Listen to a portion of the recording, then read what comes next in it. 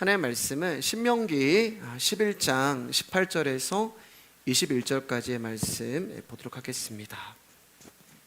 신명기 11장 18절에서 21절까지의 말씀 보도록 하겠습니다. 신명기 11장 18절에서 21절까지의 말씀입니다. 볼륨 조금만 올려주세요. 아주 조금만요. 우리 넉절의 말씀이고요. 같이 읽도록 하겠습니다. 시작.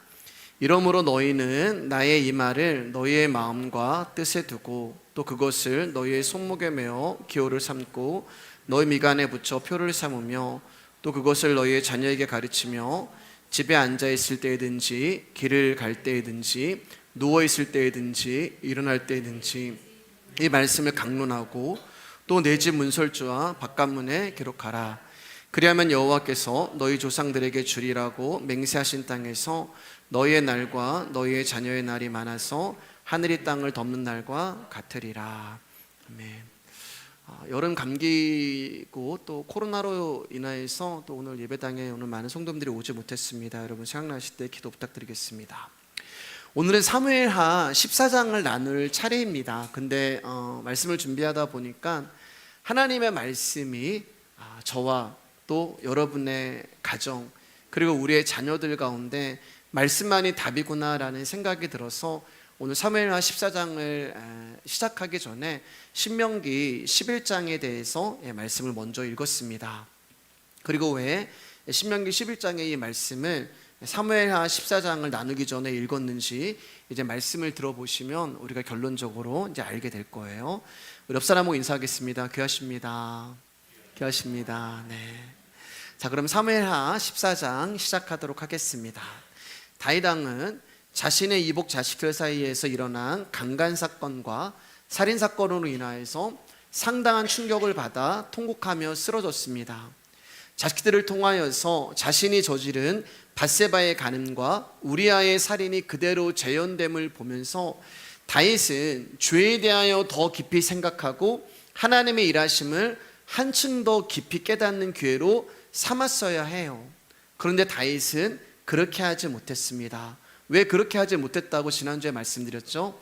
다윗은 말씀에는 무디고 혈육에는 약했기 때문에 그렇습니다.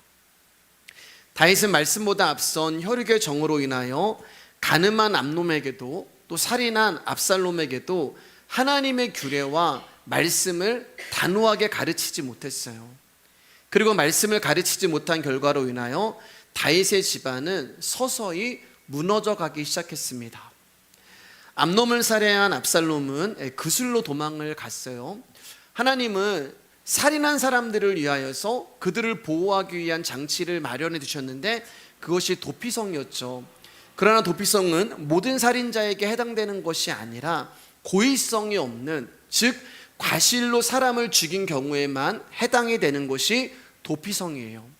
그렇기 때문에 압살롬은 도피성으로 도망할 수가 없었죠. 성경에는 사람을 죽인 자는 그 사람 역시 죽어야 한다라는 것이 하나님이 정하신 법이 되는 거예요. 하나님이 살인에 대한 법을 이렇게 정하신 이유는 살인자에 대한 단순한 징계 차원이 아니라 사람의 생명, 저와 여러분의 생명의 주인은 하나님이라는 것을 알려주시기 위함인 것입니다. 즉 하나님이 주관하시는 생명은 이 세상의 그 어떤 사람도 함부로 해할 수 없다는 것을 가르쳐 주시기 위하여 살인에 대한 규례를, 살인에 대한 법을 그렇게 만들어 주신 거예요. 그런데 압살롬은 암놈을 살해했을 때 어떻게 살해해요? 고의성으로 살해한 것이 아니라, 과실로 살해를 한 것이 아니라 철저한 계획을 짜서 그를 죽입니다. 그 말은 생명의 주인이신 하나님을 무시하고 그분의 말씀을 경멸한 것이 되는 거예요. 그러니까 여러분, 압살롬의 죄는 암놈을 죽인 것이 아니에요. 압살롬의 죄는 하나님을 우습게 여기고 하나님의 말씀을 무시한 것이 압살롬의 죄가 되는 것입니다. 그렇기 때문에 다윗은 암놈을 죽인 압살롬을 하나님의 규례에 따라 그 죄를 처벌해야 했어요. 그렇게 해야만 백성들에게 이스라엘은 하나님의 말씀이 통치하고 다스리고 있는 나라임을 보여줄 수 있기 때문입니다. 그런데 여러분, 다윗이 그렇게 하지 못했잖아요. 왜냐하면 압살롬은 다윗의 자식이기 때문에 그래요. 여러분, 제가 잘 아는 말 중에 우리는 남의 일에 대해서는 굉장히 이성적이 돼요. 예. 그거 죽였어야 되는데 그 다윗이 그거 압살롬 죽였어야지. 우리는 그렇게 생각하는데 내 일이 되잖아요. 그러면 우리는 현실적이 됩니다. 여러분, 입장을 바꿔서 우리가 다윗이라면 여러분 압살롬 죽이실 수 있으시겠어요? 말씀을 저한테 대입해 보면 제가 만약에 다윗이라면은 저는 그 순간에 하나님의 말씀이 기억나지도 않을 거예요. 그리고 하나님의 규례에 대해서도 관심도 없고 생각나지도 않았을 것입니다. 여러분, 이처럼 다윗이나 우리나 자식에 대해서는 다를 것이 없는 거예요. 그래서 하나님의 말씀은 항상 우리에게 특히 자식과의 관계 속에서 갈등과 고민을 안겨주는 것입니다. 지난주에도 그랬고 오늘도 의도한 것이 아닌데요, 말씀을 준비하는데 하나님이 자녀들에 관한 말씀을 주시고 계세요. 누구에게요? 부모에게요. 근데 이 자리에 자녀가 없잖아요. 그러니까 하나님이 자녀에 대한 말씀을 부모인 저와 여러분에게 주신다는 말씀은, 이 말씀은 자녀가 들어야 되는 게 아니고 우리가 들어야 된다는 하나님의 메시지가 되는 것입니다. 자, 14장 1절에서 7절까지의 말씀, 제가 한 절 여러분 한 절 한번 읽을게요. 수리아의 아들 요압이 왕의 마음이 압살롬에게로 향하는 줄 알고 드고아의 사람을 보내 거기서 지혜로운 여인 하나를 데려다가 그에게 이르되 청하건대 너는 상주가 된 것처럼 상복을 입고 기름을 바르지 말고 죽은 사람을 위하여 오래 슬퍼하는 여인같이 하고 왕께 들어가서 그에게 이러이러하게 말하라 하고 요압이 그의 입에 할 말을 넣어주니라. 드고아 여인이 왕께 아뢰을 때에 얼굴을 땅에 대고 엎드려 이르되 왕이여 도우소서 하니 왕이 그에게 이르되 무슨 일이냐 하니라. 대답하되 나는 진정으로 과부니이다. 남편은 죽고 이 여종에게 아들들이 있더니 그들이 들에서 싸우나 그들을 말리는 사람이 아무도 없으므로 한 아이가 다른 아이를 쳐 죽인지라. 온 족속이 일어나서 당신의 여종 나를 핍박하여 말하기를 그의 동생을 쳐 죽인 자를 내놓아라. 우리가 그의 동생 죽인 죄를 갚아 그를 죽여 상속자 될 것까지 끊겠노라 하오니 그러한즉 그들이 내게 남아있는 숯불을 꺼서 내 남편의 이름과 씨를 세상에 남겨두지 아니하겠나이다 하니. 압살롬이 이제 암놈을 죽이고 그슬로 도망을 간 지 3년이라는 시간이 지났어요. 그리고 3년이라는 시간이 흘러감에 따라 다윗은 서서히 암놈에 대한 충격이, 그 사건이 둔감해지고 잊혀져 갔습니다. 그런데 3년이라는 시간이 흘러가면서 암놈에 대한 사건은 점점 잊혀져 가는데, 잊혀져 가지 않고 더 커지고 더 간절해지고 더 그리워지는 것이 있었는데, 그게 뭐냐면은 압살롬이 보고 싶은 거예요. 아들에 대한 아버지의 그 부정이 되잖아요. 자식에 대한 부모의 정이 되잖아요. 암놈의 사건은 이제 희미해지는데 압살롬에 대한 애정은 시간이 갈수록 더 간절해지는 거예요. 그래서 다윗이 병에 걸린 거예요. 힘이 빠진 거예요. 의욕이 없는 거예요. 그것을 옆에서 보고 있는 요압 군대 장관이 다윗의 마음을 알아챕니다. 그래서 다윗의 마음의 의중을 알고 이제 압살롬을 예루살렘으로 데려오기 위한 계획을 세우는데 드고아의 사람을 보내어 한 지혜로운 여인을 불러오게 합니다. 그리고 그 여인에게 이러한 말을 하라고 여인에게 이제 알려주죠. 계략을 주는 거예요. 그래서 이제 여인에게 상복을 입혀서 상주로 변장을 시켜서 다윗 왕에게 들여보냅니다. 그리고 여인이 다윗 왕에게 엎드려서 왕이시여 저 좀 도와주소서라고 하면서 자신의 하소연을 하는 거예요. 그 내용이 우리가 읽었지만 제가 다시 한번 말씀드리면 이런 내용이에요. 자신은 남편이 죽어서 과부여서 아들 둘만 데리고 살아가고 있었는데 이 아들들이 들에 나갔다가 서로 사이가 좋지 않아 싸우게 되었고, 아무도 말려주는 사람이 없어서 결국 형이 동생을 쳐 죽였는데, 그 소식을 들은 동네 사람들이 동생을 죽인 살인자는 그냥 둬선 안 되고 하나님의 말씀에 살인한 사람은 그 사람의 죽음으로 대신하라고 했기 때문에 율법대로 동생을 죽인 형은 죽여야 한다고 동네 사람들이 형을 내놓으라고 합니다. 그런데 다윗 왕이요, 그렇게 되면은 나는 남편도 잃고 동생도 잃고 형도 잃고 두 아들도 다 잃어버리면 나의 집안의 대는 끊기게 되니 왕이시여 나 좀 도와주십시오라고 여인이 지금 다윗 왕에게 청을 하는 거예요. 그러자 다윗이 8절에서 이렇게 이야기를 합니다. 시작. 왕이 여인에게 이르되 네 집으로 가라. 내가 너를 위하여 명령을 내리리라 하는지라. 여러분, 아마 다윗은 고민했을 거예요. 왜요? 형을 보호하면 어떻게 되는 거예요? 하나님의 규례를 어기게 되는 거잖아요. 하나님의 법은 살인한 사람은 동일하게 이 사람도 죽어야 되는 게 하나님의 말씀이란 말입니다. 근데 살인을 한 형을 다윗이 보호해주면 다윗은 하나님의 말씀을 어기는 것이고, 반면에 말씀대로 법대로 이 형은 죽어야 돼라고 형을 죽여버리면 이 여인의 집안의 대가 끊겨버리는 것이고, 그러니까 이러지도 못하고 저러지도 못하고 다윗이 고민을 하는 거예요. 그래서 너 집으로 가라. 그러면 내가 생각해보고 명령을 내리리라. 이렇게 이야기를 합니다. 그런데 다윗의 말이 끝나자마자 여인이 이렇게 말을 해요. 9절입니다. 시작. 드고와 여인이 왕께 아뢰되 내 주 왕이여, 그 죄는 나와 내 아버지의 집으로 돌릴 것이니 왕과 왕위는 허물이 없으리이다.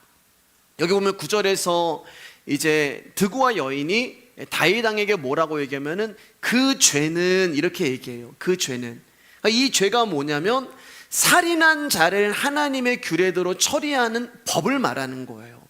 무슨 말씀인지 아시죠?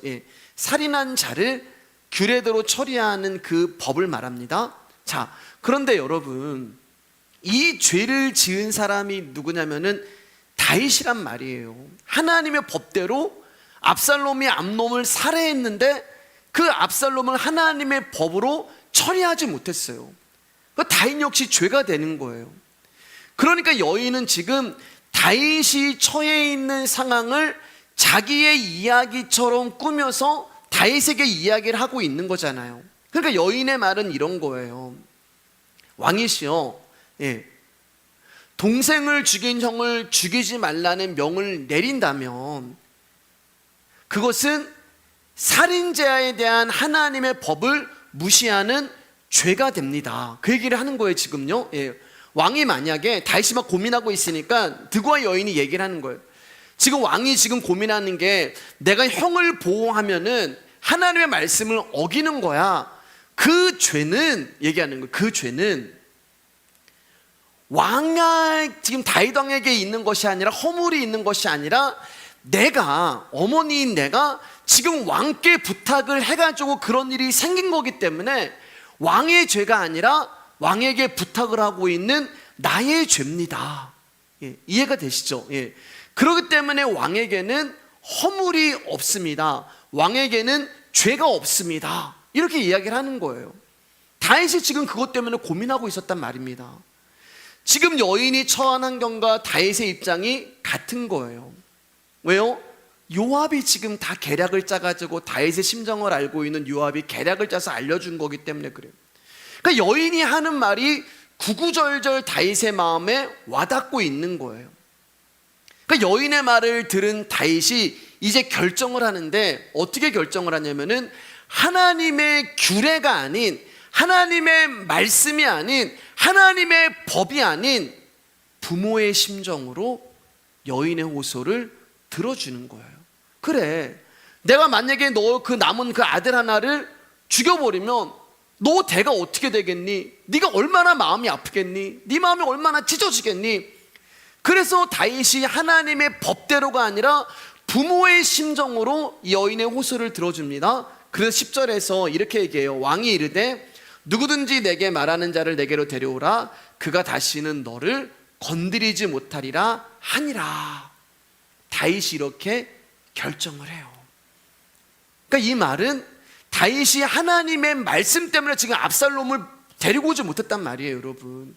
왜냐하면 압살롬이 지금 자기 앞에 오면 다윗은 하나님의 말씀대로 압살롬을 처리해야 되는데, 그렇기 때문에 압살롬이 죽어야 된단 말입니다. 그래서 못 데리고 와 있는데 여인이 얘기하는, 그건 왕에게 죄가 없습니다. 그 부모의 심정이잖아요. 그래서 이제 압살롬을 보냅니다. 오라고 하는 결과가 나타나요. 근데 여러분, 우리는 여기서 한번 생각해 볼 필요가 있어요. 과연 다윗이 하나님의 말씀을 어겨가면서 부모의 심정으로 압살롬을 부르는 것, 이 여인의 호소를 들어주는 것이 정말 옳은 것인가? 하나님의 규례대로 하면은 여인의 말대로 후사가 끊어지게 되고, 그러나 여인의 말을 들어주면 그 아들을 살려주는 것이기 때문에 하나님의 법을 무너지게 하는 것이고, 그러니까 여기에 대해서 뭐가 일어나는 거예요? 갈등이 있는 거예요. 자녀에 대해서요. 고민이 있는 거예요. 내 아들과 내 딸에게 말씀대로 살아야 되냐, 부모의 심정으로 살아야 되나. 이 부분은 이제 결론에서 다시 다루도록 하겠습니다. 비록 아들이 살인 죄를 지었지만 하나 남은 아들마저 죽여서 대를 끊을 수 없다는 것이죠. 여기서 죽은 아들은 암놈을 말하는 것이고, 그리고 하나 남은 아들은 압살롬을 말하는 거예요. 그래서 이 일의 결과로 압살롬이 이제 3년 만에 예루살렘으로 돌아오게 됩니다. 여러분, 압살롬이 3년 만에 예루살렘으로 돌아왔다는 말은 다윗이 압살롬의 죄를 용서했다는 말이 되는 거예요. 그럼 우리는 이 결과를 두고서 하나님이 사랑이시니까 하나님이 그냥 다 덮어주셨구나, 하나님이 사랑이시니까 그래 우리가 뭐 죄지면은 하나님이 다 용서해 주시지, 하나님이 그렇게 용서해 주신 것이구나 라고 생각할 수가 있어요. 여러분, 맞아요. 여러분, 사랑과 자비와 용서는 하나님의 속성이고, 하나님의 이러한 속성으로 인하여 죽어야 할 우리가 생명을 얻게 된 것이 사실입니다. 그러나 여러분, 우리가 분명히 알아야 하는 것은 어떻게 압살롬과 같은 살인자인 우리가 하나님의 무작정 사랑하심과 무작정 용서하심과 무작정 자비하심이 어떻게 우리 가운데 임했냐는 거예요. 여러분, 조금 어려울 수 있지만 잘 들어보세요. 내가 살인을 한 죄인이란 말이에요. 그런데 갑자기 내가 용서를 받은 거예요. 지금 압살롬이 그 모습이잖아요. 압살롬이 살인을 했으면 말씀대로 하면 그는 심판을 받아 죽어야 되는데 그 과정이 없어진 거예요. 내가 살인한 죄인인데 내가 용서를 받고 왕자의 신분이 회복이 된 거란 말입니다. 다윗이 여러분 압살롬을 돌아오겠다는 말은 살인자에 대한 하나님의 규례를 어겼다고 말씀을 드렸잖아요. 그러니까 지금 다윗은 하나님의 말씀을 어겨가면서까지 살인자인 압살롬을 보호하고 지키고 있는 거예요. 그러나 이 세상에 어떠한 존재든 말씀을 어기고 살 수 있는 존재는 없습니다. 이 세상에 어떠한 사람도 죄를 지면 반드시 심판을 받아야 돼요. 그런데 어떻게 압살롬은 심판을 받지 않고 용서를 받고 다시 왕자의 신분이 될 수 있을까? 자, 거기에 대한 이제 비밀을, 답을 여인의 말을 한 번 더 들어보겠습니다. 13절 14절입니다. 시작.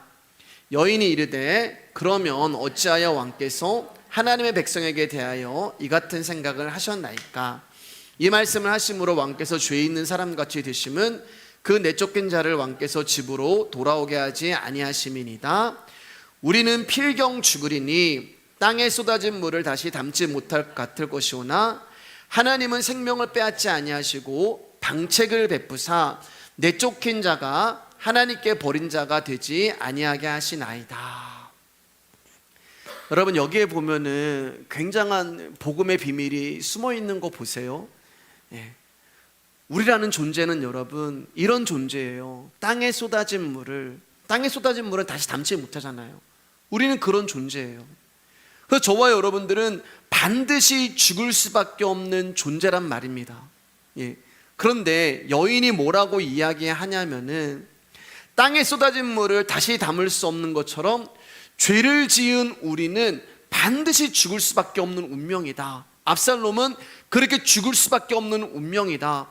그래서 우리는 우리의 죄에 대한 심판으로 인하여 죽어야 되는 자들인데, 여기 보면 여러분 이상한 말을 여인이 해요. 뭐라고 얘기하면은 하나님은 생명을 빼앗지 아니하시고 우리는 땅에 쏟아진 물을 담지 못하는 사람처럼 죄를 지면은 필경 죽어야 되는 존재인데, 하나님이 우리의 생명을 빼앗기지 않으시려고 방책을 베푸사, 이런 말씀을 하세요.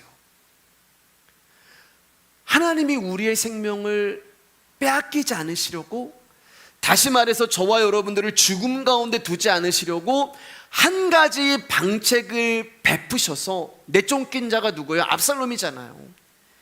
압살롬이 심판을 받지 않고 구원을 받는 일을 행하셨다라고 이야기를 해요. 여러분, 여기에 복음이 숨겨져 있잖아요. 그 방책이 뭐예요, 여러분? 예수 그리스도가 되는 거예요. 우리가 심판을 당해서 죽어야 되는 존재인데 하나님이 우리 가운데 그 심판을 베풀지 않으시고 방책, 당신의 아들 가운데 심판을 당하게 하심으로 말미암아 저와 여러분들이, 내쫓긴 자 압살롬인 저와 여러분들이 죽임을 당하지 않고 버린 자가 되지 아니하고 용서함을 받아서 다시 왕자가 되었다는 거예요. 그 이야기를 하고 있는 것입니다. 그러니까 다윗이 하나님의 말씀을 어겼음에도 불구하고 압살롬이 심판을 당하지 않고 용서를 받은 그 이유는 바로 하나님이 당신의 아들 예수 그리스도께 압살롬이 받아야 되는 죄의 심판을 다 뒤집어 씌우셔서 그 아들을 십자가에 죽이심으로 말미암아 저와 여러분들이 살인한 죄와 같은 그런 죄인이 구원을 받게 하셨다는 거예요. 이게 우리의 생명을 빼앗기지 아니하시려고 우리에게 베푸신 하나님의 은혜의 방책이 되는 것입니다. 창세기 22장 2절 말씀에 여호와께서 이르시되 내 아들 내 사랑하는 독자 이삭을 데리고 모리아 땅으로 가서 내가 내게 일러준 한 산 거기서 그를 번제로 드리라. 하나님이 아브라함에게 이삭을 바칠 때 뭐라고 말씀하시냐면요, 내 아들, 내 사랑하는 독자 이삭이라고 얘기해요. 이삭 갖다 바쳐 이래도 되잖아요. 그냥 야 너 아들 갖다 바쳐 이래도 되잖아요. 근데 하나님이 그렇게 말씀하지 않으시고 세 번을 얘기하는데 내 아들, 내 사랑하는 독자 이삭이라고 얘기해요.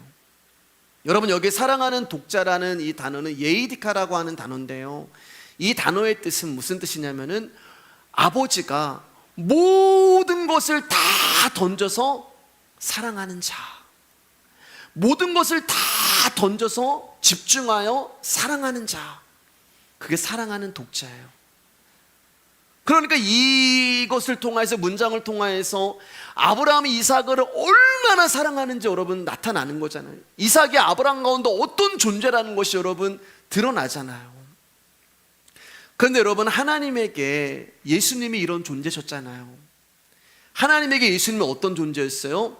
내 아들, 하나님의 아들이잖아요. 내 사랑하는 독자, 하나밖에 없는 당신의 아들이잖아요. 예수가 되는 거예요. 그러니까 하나님께 예수님은 예이디카가 되는 것입니다. 아버지가 모든 것을 던져서 사랑하는 아들이 되는 거예요. 그런데 그 소중하고 존귀한 아들을 죄인인 저와 여러분들을 살리기 위해 십자가에 죽이셨단 말입니다.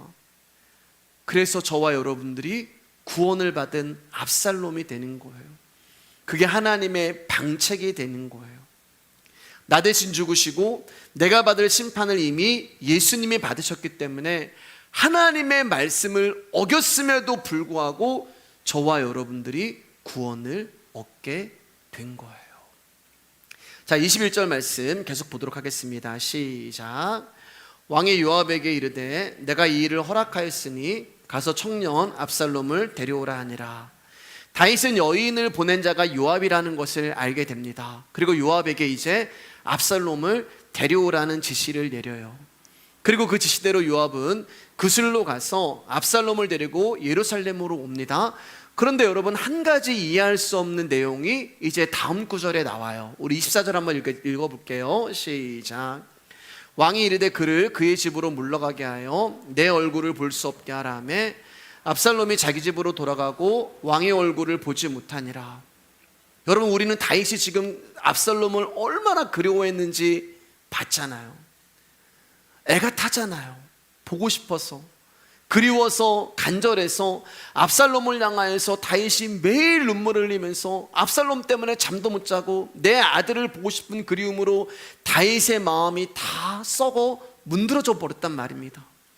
그래서 요압 역시 다윗의 그 마음을 눈치채고 여인을 보내서 이러한 계략을 꾸며서 압살롬을 데리고 온 거잖아요.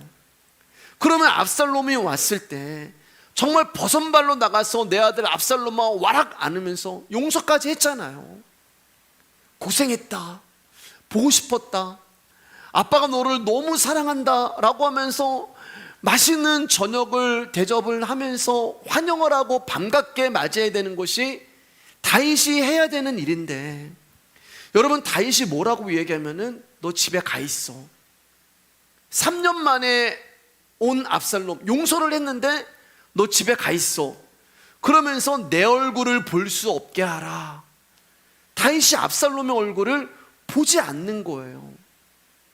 만나지 않는 것입니다.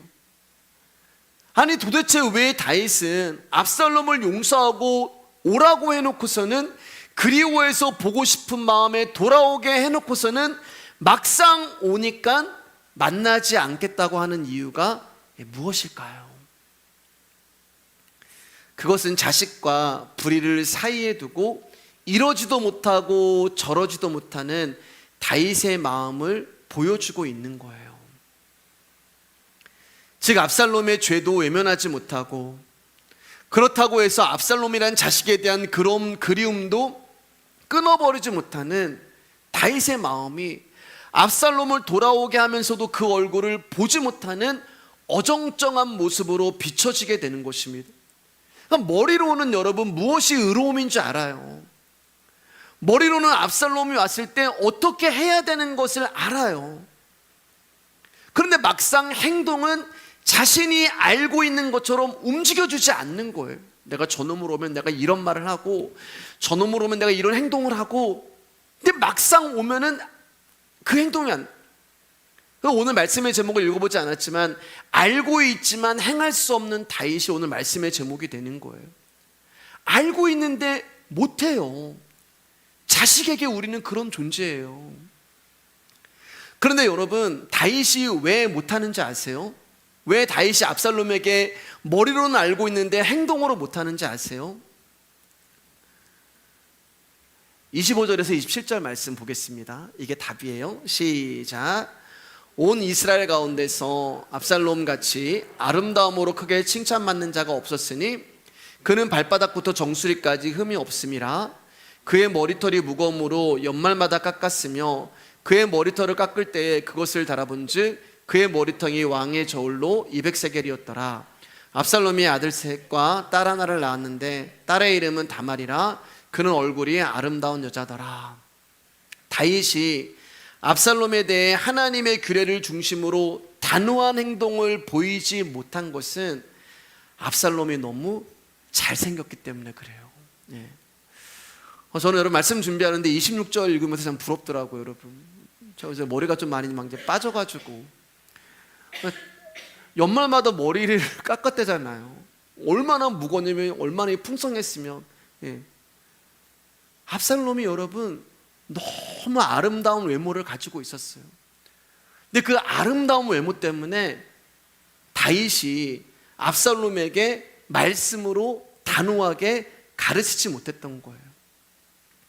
여러분, 지금 뜬금없이 지금 압살롬의 외모 얘기가 지금 나오잖아요. 압살롬이 얼마나 잘생겼냐고 하면은 이스라엘 가운데 따라올 자가 없을 정도로 아름답고 잘생긴 인물이라고 얘기합니다. 그러니까 이스라엘에서 제일 가는 꽃미남인 거예요.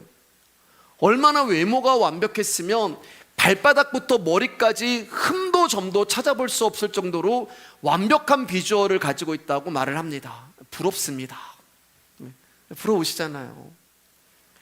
그런데 압살롬만 아름다운 것이 아니라 그의 자식들 역시 잘생기고 이쁘다는 거예요. 아니, 경사가 낮죠, 여러분. 예. 정말 부럽습니다. 그런데 왜 성경은 갈등하는 다윗의 모습을 그리다가 갑자기 압살롬의 외모에 그것도 자세하게 언급하는 것일까요? 다윗이 압살롬을 보지 않겠다고 한 것을 보면 다윗은 여전히 압살롬이 행한 죄를 마음에 두고 있다는 얘기예요. 압살롬의 범죄를 염두에 두었다면 그 범죄에 대한 하나님의 말씀이 무엇을 가리키고 있다는 것도 알고 있다는 말입니다. 근데 그걸 행하지 못한다고 말씀을 드렸잖아요. 근데 그 이유가 뭐라고요? 압살롬이 너무 잘생겼기 때문에. 도대체 이게 무슨 말인가? 여러분, 부모의 입장에서 자식을 통하여 얻는 기쁨과 행복이 있잖아요. 근데 가장 큰 기쁨과 가장 큰 행복이 여러분 뭐라고 생각하세요? 물론 내 자식이 착하고 예의 바르고 뭐 이런 것을 통해서도 기쁨을 얻을 수 있겠지만 그것은 사소한 행복이고 이것과 사소한 행복과 비교할 수 없는 엄청난 기쁨과 행복이 있는데 그게 뭐냐면 여러분, 내 아들이 내 딸이 잘 나가고 성공하고 유명해지고 뛰어난 사람이 되면 여러분, 부모는 진짜 큰 기쁨과 진짜 큰 행복을 얻게 되는 거예요. 왠지 아세요, 여러분? 내 자녀가 잘 되는 만큼 나도 잘 되기 때문에 그래요. 내 자녀가 성공하는 것만큼 부모도 성공하는 거예요. 내 자녀가 높이 올라가는 것만큼 부모도 높이 올라가는 거예요. 예. 그래서 그 자녀 하면은 자녀가 칭찬받지만 부모도 칭찬을 받는 거예요. 이제 부끄럽지만 제 딸이 저기 있지만 제 딸이 지난주에 저에게 충고 하나 하더라고요. 아빠 자식 자랑 좀 그만하라고. 그래서 제가 그 얘기도 입을 막 쳤어요. 근데 부모가 그러더라고요, 여러분. 대단한 것도 아닌데 자식이 조금만 잘 되면 기분이 좋아요. 예. 그래서 자식이 조금만 잘 되면 누가 시키지 않아도 그냥 그것을 자랑하고 싶어요. 그런데 만약 여러분의 자녀가 예를 들어서 유명한 이제 연예인이고 정치인이고 또 유명 대학을 들어갔고 좋은 직장을 다니고 그러면 누가 물어보지 않았는데 내 아들에 대해서 자랑을 하는 거예요. 예. 우리 그럴 때 있잖아요, 여러분. TV를 보면은 자식이 이제 막 성공을 해가지고 뭐 연예인이 막 인터뷰를 하면은 돈 벌어서 뭐 했어요? 부모님 집 사드렸어요. 부모님 이제 차 바꿔드리고 뭐 용돈도 드리고 여행 이렇게 보내줬다는 이제 그런 간증 들으면 굉장히 우리가 은혜를 받잖아요. 예. 그럼 그런 간증 들으면서 저 집 부모는 무슨 복이 있길래 저런 호강을 누리나 부럽다 하면서 옆에 있는 자식을 보면은 받은 은혜는 사라지고 이제 한숨이 나오잖아요. 왜냐하면 저런 자식에 비해 나의 자식은 별 볼 일 없다고 여겨지기 때문에 그렇습니다. 그래서 우리는 자식으로 인하여서 행복하기도 하지만 자녀로 인하여서 불행하다는 느낌을 받을 때가 있어요. 제가 왜 이렇게 말씀을 드리냐면 압살롬이 얼마나 잘생기고 아름다웠으면 발바닥부터 정수리까지 흠이 없다고 표현을 하겠어요. 완벽한 사람이에요. 성공한 사람이에요. 유명한 사람이에요. 잘 나가는 사람이에요. 여러분, 이쁘고 잘생긴 사람은 화장실도 안 갈 것 같고 발냄새도 안 날 것 같고 가만히 있어도 향기가 나는 것 같고 더군다나 압살롬은 이스라엘에서 그 외모를 따라올 자가 없을 만큼 모든 사람이 황홀해하고 부러워하는 그런 스타 중에 스타였단 말입니다. 그런 사람이 손이라도 잡아주고 포옹이라도 해준다면 우리는 그냥 그날 천국 가는 거예요, 여러분. 예. 막 뿅 간다고 하잖아요. 막 내가 좋아하는 스타 막 만나고 그러면은 그런 존재가 압살롬이란 말이에요. 여러분, 만약에 압살롬의 외모가 뛰어나가지 않고 압살 당할 것처럼 별 볼 일 없는 존재였다면 다윗은 압살롬에 대하여서 갈등하지 않았을 것입니다. 무슨 말인가 하냐면 얼굴이 무기라는 얘기예요. 잘생기면 죄를 져도 용서가 되고 이쁘면 말씀을 어겨도 괜찮다는 것입니다. 그게 세상의 사고방식이에요. 즉 세상의 아름다움 앞에 하나님의 말씀이 아무런 영향력을 행사하지 못하고 갈등하고 있는 거예요. 다윗이 지금 그런 모습을 보여주고 있는 거예요. 다윗이 압살롬을 간절히 그리워한 것은 단순한 자식의 정 때문이 아니라 이스라엘 안에서 가장 뛰어난 인물이 내 아들이라는 것 때문에 있는 거예요. 내 아들 때문에 다윗, 와, 아버지가 다윗이야? 야, 다윗의 아들이 압살롬이래. 그 이스라엘에서 그 죄, 나 손 한번 잡아보고 싶은 그 아버지가 다윗이야? 야, 진짜 훌륭하다. 어쩐지 다윗이 진짜 멋있어 보이더라. 그렇게 잘나고 뛰어난 자식을 하나님의 규례에 따라 징벌한다는 것이, 심판한다는 것이, 혼을 낸다는 것이 아까운 거예요. 안타까운 거예요. 힘든 거예요.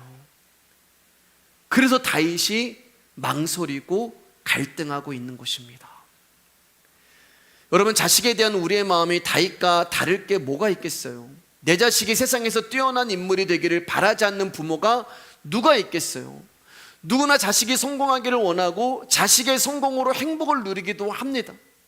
심지어는 여러분, 성공한 자식이 부모를 외면하고 소홀해도 내 자식은 이러한 사람이다라고 하는 것으로 자식의 잘못을 덮어버리기도 해요.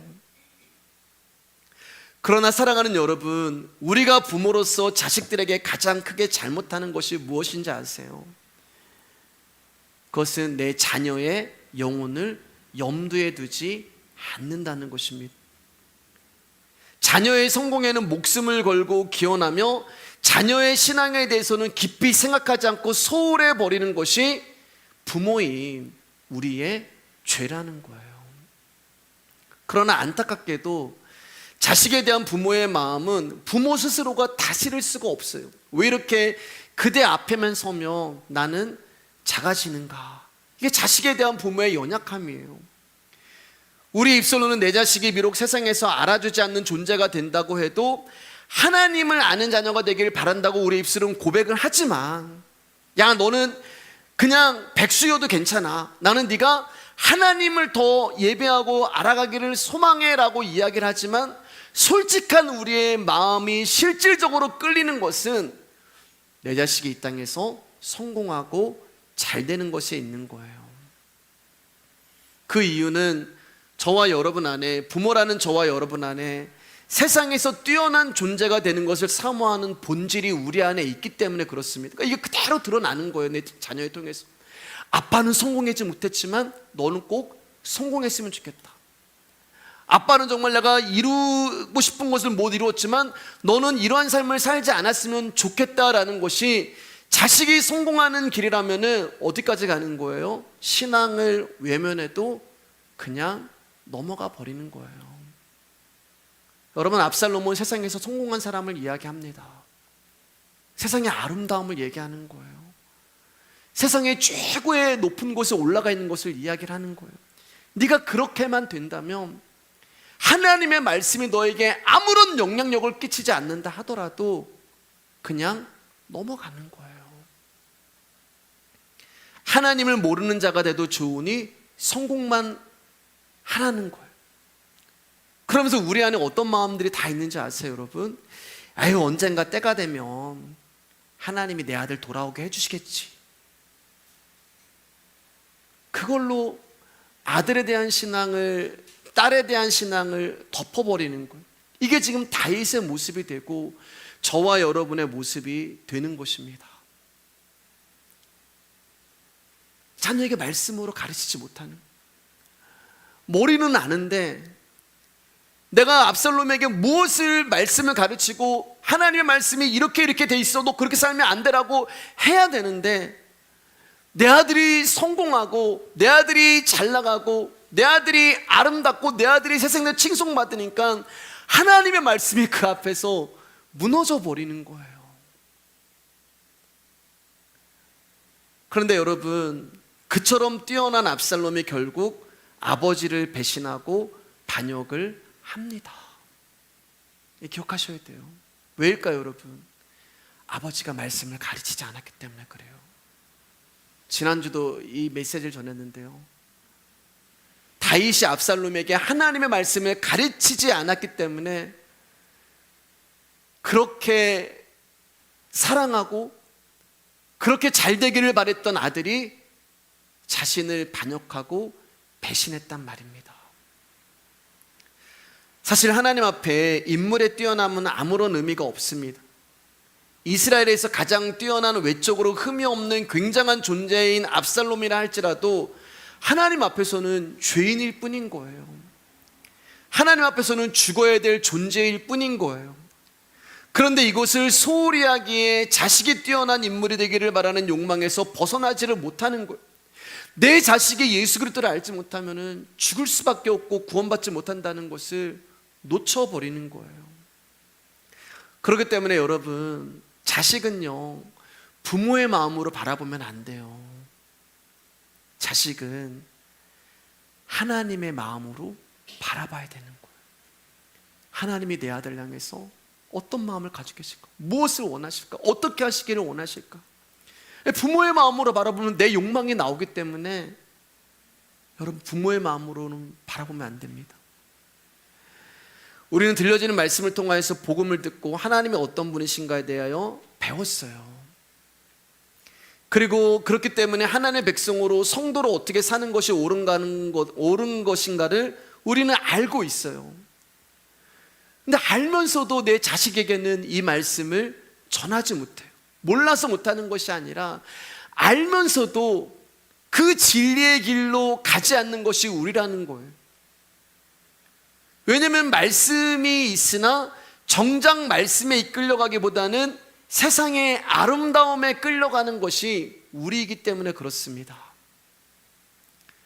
사도 바울도 이런 고민을 했어요. 로마서 7장 21절 24절 말씀 읽으면서 이제 말씀 조금씩 정리할게요. 시작. 그러므로 내가 한 법을 깨달았나니 곧 선을 행하기 원하는 나에게 악이 함께 있는 것이로다.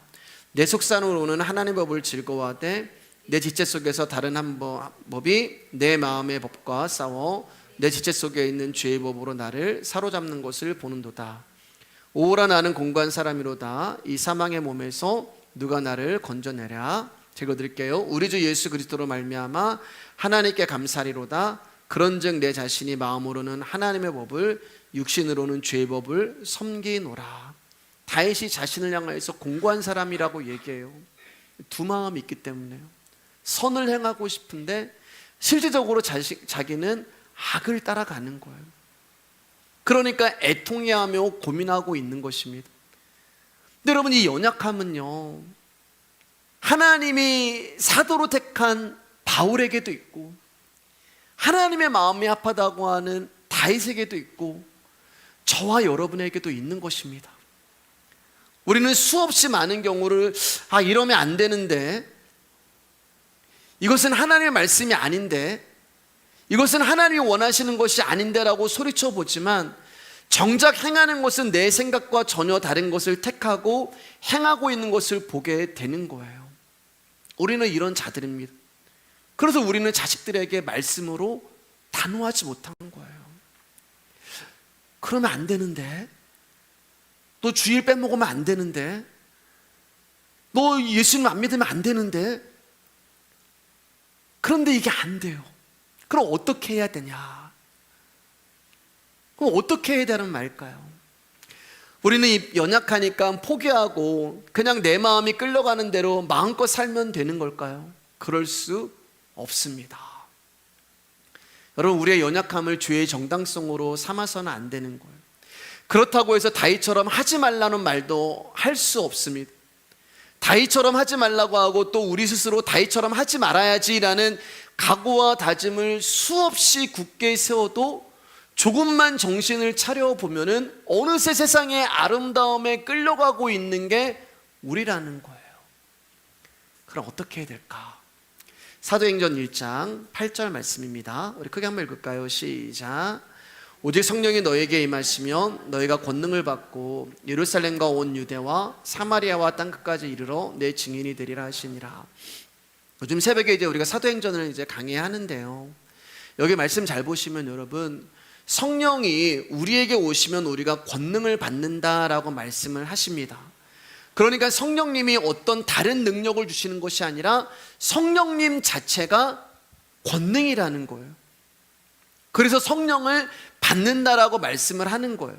자, 그러면 성령을 우리가 받으면 어떤 일이 일어날까? 전도하고 선교하고 이런 내용이 아니에요, 여러분. 이 말씀은요, 성령을 우리가 받으면 우리에게서 나타나는 일이 있는데 증인이 되는 거예요. 증인이 되리라.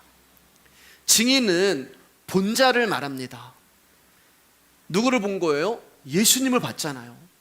예수님과 먹고 마시고 같이 살고 죽은 자들을 증인이라고 이야기합니다. 다시 말해서 예수님은 이런 분이야 라고 이야기할 수 있는 사람이 증인이 되는 거예요. 그 사람을 아는 사람이 증인이 될 수가 있잖아요. 여기서 말하는 예루살렘과 온 유대와 사마리아와 땅끝은 어디 선교지 나가라는 말이 아니라 우리가 각자 살고 있는 삶이 되는 거예요. 어떤 분은 고산동 사시고, 어떤 분은 백석 사시고, 어떤 분은 양주 사시고, 어떤 분은 조금 큰 평수 사시고, 어떤 분은 작은 평수 사시고, 어떤 분은 좀 건강하게 사시고, 어떤 분은 그렇지 않게 사시고, 이게 온 유대와 사마리아와 땅끝이라는 것이 된단 말입니다. 각자가 처해 있는 삶의 터전을 말하는 거예요. 그러니까 어떤 상황과 형편은 각자가 다 달라요.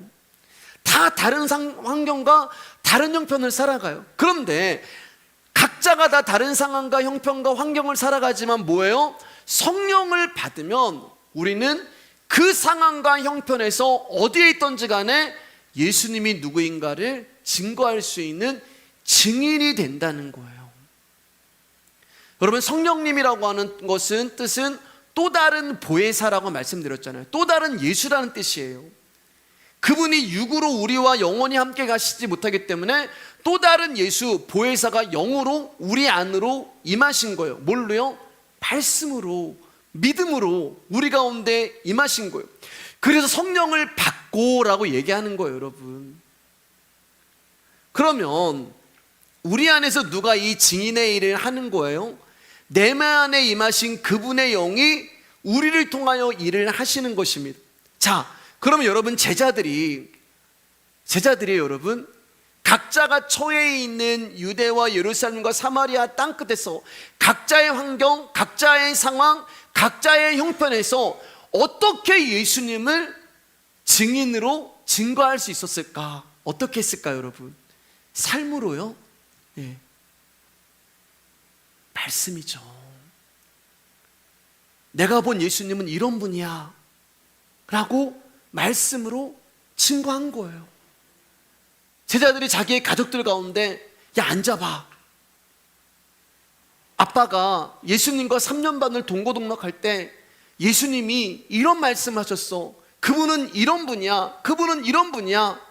자기 친구에게 예수님은 이런 분이야, 이런 분이야. 어떤 뭐 기적을 보여주는 게 아니고, 뭐 환상을 보여주는 게 아니고, 어떤 표적을 보여주는 것이 아니라 그들 안에 있는 말씀을 통하여서 제자들이 입을 벌려서 예수님이 누구라는 것을 증거했단 말입니다. 여러분, 우리 역시 예수님의 제자들이잖아요. 저는 여러분, 우리가 성도님들이 이 삶이 나왔으면 좋겠어요. 우리가 그분의 이야기를 3년 반 동안 이 자리에서 들었습니다. 우리는 예수님이 누구인지 알아요. 복음이 무엇인 줄 알아요. 십자가가 무엇인 줄 알아요. 여러분, 증인의 삶은 어려운 게 아니에요. 내가 들은 말씀을 나누면 돼요. 내가 아는 예수를 나누면 돼요. 누구에게요? 내 아들에게, 내 딸에게. 내가 하는 게 아니에요. 여러분, 내가 무슨 능력이 있고 우리가 무슨 힘이 있어요. 그러나 성령님은 권능이시란 말입니다. 말씀의 힘이 있는 거예요. 나는 그냥 들은 말씀만 증거했는데 예수님은 이런 분이야. 야, 오늘 주일날 내가 말씀드렸는데, 오늘 수요일날 말씀을 들었는데 예수님이 이런 분이시야, 이런 분이야, 예수님이 이런 일을 하셨어 라고 그냥 들은 말씀을 내 아들에게 증거하고 내 딸에게 증거했는데 그들이 변화가 된다는 말이에요. 그 사람들이 예수께로 돌아온단 말이에요. 왜냐하면 말씀이 힘이고 말씀의 능력이란 말입니다. 그런데 다윗이 이걸 못한 거예요. 다윗이 내 자식이 세상에서 너무 성공하고, 반대로 얘기하면 세상에서 너무 불쌍하고, 그래서 이 예수 그리스도가 누구인가를 증거하지 못한 거예요. 그 말은 내 자녀가 언제든지 압살롬이 될 수 있다는 말입니다.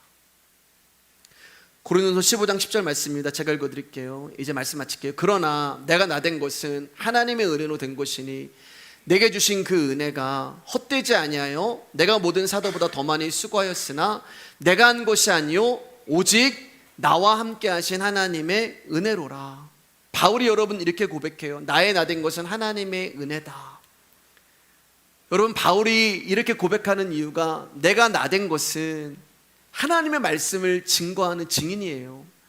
하나님의 말씀을 전하는 사도란 말입니다. 근데 아까 뭐라고 그랬어요?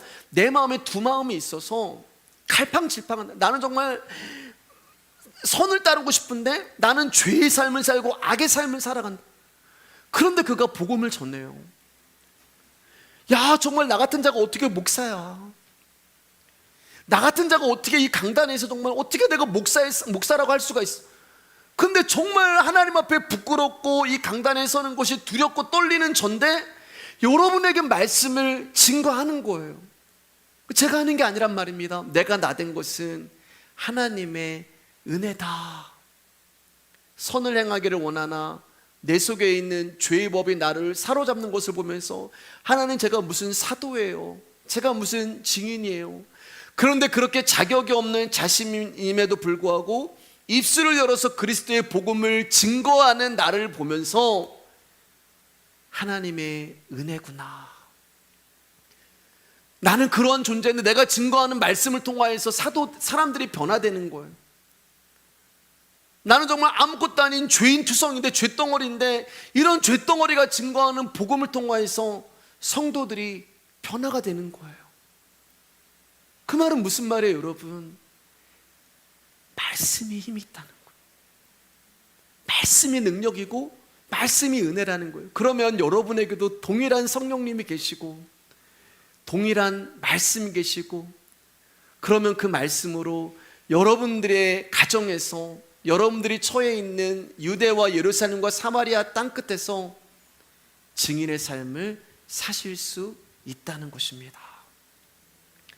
하나님의 말씀보다 자식의 뛰어남에 더 마음이 끌리는 다윗의 모습이 우리의 모습이잖아요. 그러나 아무리 뛰어난 자식이라 할지라도 하나님께 범죄한 자라면 그는 심판받을 수밖에 없는 거예요.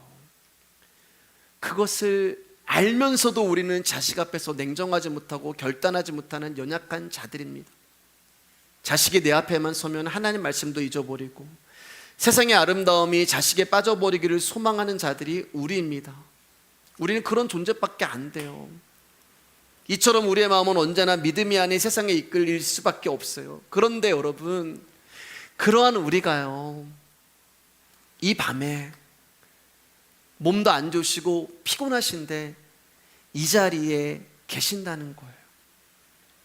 벌써 하나님 외면하고 배신하고 떠나버려야 하는 내가, 믿음도 없고 하나님보다 자식을 더 사랑하는 내가 이 밤에 여기에서 하나님의 말씀을 들으면서 깨닫고 계신다는 거예요.